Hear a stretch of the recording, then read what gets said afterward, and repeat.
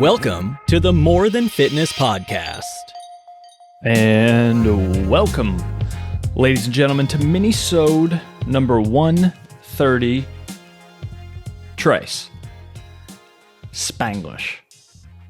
You guys didn't know your boy was multilingual. Wait, bilingual. All right, good start. Okay, Minisode number 133. I don't know the title for this one just yet. However, those of you, man, rough start. Some of you know I just did my drunk cast recently where you guys asked me questions. I answered them while intoxicated, right? One of the questions, at least one of the questions I didn't get to was from a guy named Kyle. So Kyle, I really hope you're listening to this because I am going to answer your question in this minisode, just because it was a little bit more complex and detailed, so I wanted to touch on it here. And what I think I want to start doing as well is start taking your all's questions. I would love to get some more interaction, make this kind of more of a two-way street as opposed to just topics that I want to talk about. I want to hear from you all. So I've included a link in the description where you can fill out a quick one question, I guess. You can submit your question in the link below. Takes 2 seconds. If you have a question that you want me to answer in one of these minisodes, fill that out and I got you covered. Okay, let's move on. Kyle, here's your question. He said, I've decided to make it a goal to try and hit 1K across the big three lifts. So the bench squat deadlift, he wants it to equal out to 1,000 pounds. He said, I probably need to add 15 to 25 pounds for all three. How would you program to get there? He said, I'm currently lifting 4 days per week. Also, I'm currently doing 1 hour or more of cardio, of Pelaton or running 4 times per week. Should I adjust that? What about nutrition? His stats, he's a 41-year-old male. He's 5'10" at 160-ish. He's got 2 kids. He's got a pretty professional occupation. And then he lists his 1 rep maxes there. So basically, there's a lot there, but I'm going to try and just do a broad overview because, of course, this question could be an hour long. And again, if you guys want the good shit, you got to pay for it. So, Kyle, if you're listening to this and you want my actual answer, sign up for me with coaching and I'd be happy to program it for you. But as a general gist of things, whenever anybody is trying to get stronger, because that's what he's trying to do, he's trying to increase his bench squat and deadlift, you have to remember that those exercises are skills. So whenever you practice those skills more often, the better you grease the groove and neurological patterns and movement patterns, and your body becomes more accustomed to doing those lifts more efficiently, doing that practice more efficiently. It's the same thing with shooting free throws or hitting a tennis ball or hitting a golf ball, right? You grease that groove, and the more that you do it, the more effortless it becomes, right? And so the same thing goes with lifting. It's a skill. And so what you want to do with your program is to make sure that you practice that skill as often as you can without, of course, accumulating too much fatigue. So my first piece of advice would be to make sure that you're practicing those lifts at least 2 times per week, right? So at least 2 times per week. And how I would actually set it up, if you have 4 days per week, I would make sure that, so 4 days per week, I would say 2 of those days would be very heavily focused on the actual lifts. So the bench, squat, deadlift, the exact barbell lifts. The other 2 days would maybe be more accessory days where you would do variations of those lifts. So you wouldn't do a deadlift, but maybe you would do like a dumbbell RDL. And you wouldn't do a barbell bench press, but maybe you would do an overhead press or an incline dumbbell bench press, right? You would do some type of accessory that aids the main lift, right? That aids the bench squat and deadlift. And if it's a variation of that movement, you're still somewhat greasing that groove. And so technique is very important on these lifts. However, you're not going to maybe run into overuse of doing the barbell lifts 4 days per week, for example. If you do variations of those things, and then you vary the rep ranges as well, you should be all right. You should get a little bit of a double whammy. You can practice the lifts often, but you can also make sure your fatigue doesn't get too high.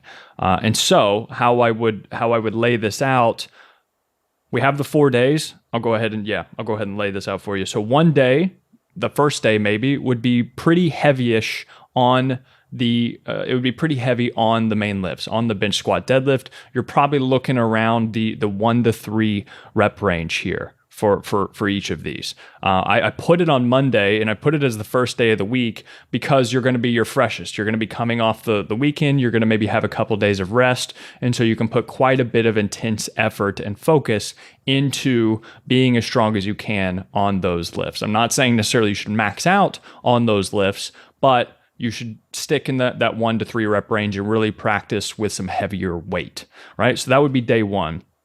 Day 2 would be more moderate accessories in the 7 to 9 rep range, right? So moderate accessories in the 7 to 9 rep range. This is where I said you wouldn't do a deadlift. You would do maybe something like a dumbbell RDL, right? And so 7 to 9 rep range, it's still going to be pretty heavy, right? But it's not going to be as heavy as like 1 to 5, right? So day 2 would be moderate accessories that support the bench, squat, and deadlift, right? And then you're going to have a rest day. So you have 2 days on, 1 day off, and then 2 days on. That's how, whenever you have a 4-day split, that's how most people do it within a 5-day span from Monday to Friday. 2 days on, 1 day of rest, 2 days on. All right. So after the rest day, I would have another day of heavy-ish of the barbell lifts. So that would be more in like the 3 to 6 rep range. So you're still in those strength rep ranges. However, you're not in the 1 to 3 rep range. So it's still going to be heavy, but not as heavy, but you're still getting some good practice with those heavier loads. And you're again greasing the groove with those main lifts. And then the last day, the 4th day, I would say lighter accessories, right? So again, the lifts that support the main lifts in about the 8 to 12 rep range. And again, this is going to be more so because you've had probably a long week of lifting. It doesn't make sense to have another really heavy day at the end because your fatigue is already pretty high. So this day of lighter accessory work might be a little bit easier on the joints. It's closer to the weekend, right? So maybe, and you've already had this full week of lifting. So maybe your motivation is lower. You're a little bit more tired. You're at the end of the work week. So all these things come into consideration here. And so I think the last day should be lighter accessory work of 8 to 12 reps. And so what that should come out to, ideally whenever you're focusing on strength in particular, 2/3 to 3/4 of your total volume, so the total amount of work that you do, sets, reps, and exercises, should be about in the 1 to 6 range, because that's more biased towards overall strength and going to support you in that main goal of reaching 1,000 pounds total, right? And the remaining 1/4 to 1/3 of your volume will be in that like 6 to 12 and 6 to maybe even 15 rep range, right? And so that's kind of the accessory work and some of that stuff that I was talking about, supplementing with your heavier days. All right, so that should, again, I know that's a broad overview and it doesn't give you an exact answer, but it gives you a little bit to run with and try and figure out on your own. Or work with me, or just buy a program from someone else, maybe that's already got this stuff figured out. Next, the running part.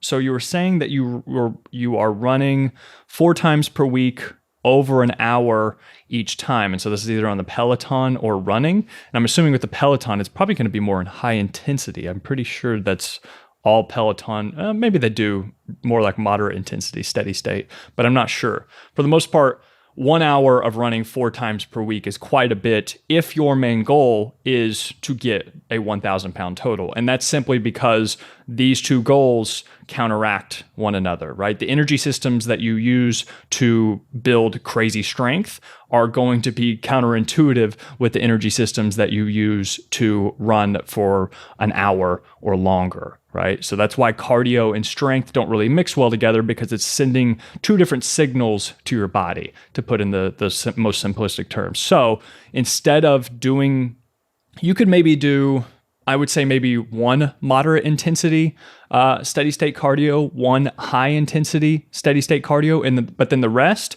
I would say low intensity. I would say walking, and just general, just like daily activity, hitting your daily step count, walking on an incline on a treadmill or something, nothing too crazy. And that's going to impact your recovery from lifting, right? Because if you say that strength is your most important goal, well, then all other goals need to be aligned with that. And I'm not saying that you should just nix cardio completely. However much you're doing right now is probably for sure interfering with some of your recovery with strength.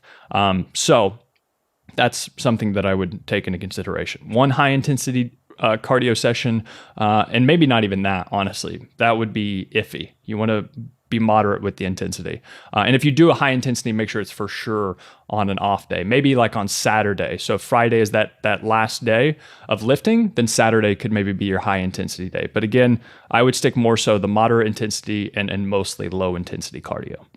And then for nutrition, for strength, you just need to make sure you're eating enough.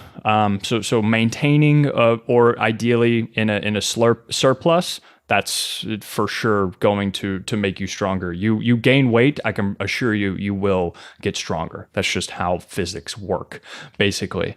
So just making sure that you're at least maintaining your weight or slightly going up. And you're probably going to be all set. Of course, making sure you're getting in plenty of protein, plenty of carbohydrates, sufficient fats, everything to fuel your workouts and performance. And making sure that you really pay attention to peri-workout nutrition. So pre, intra, and post workout, that's going to be huge. Since your goal is so performance focused, you want to make sure that those three things are really taken care of. You don't want to have, a heavy bench squat deadlift day, and then all of a sudden, you're hungry getting into your warm-up sets. Like that's very not ideal, and you're not going to have good performance.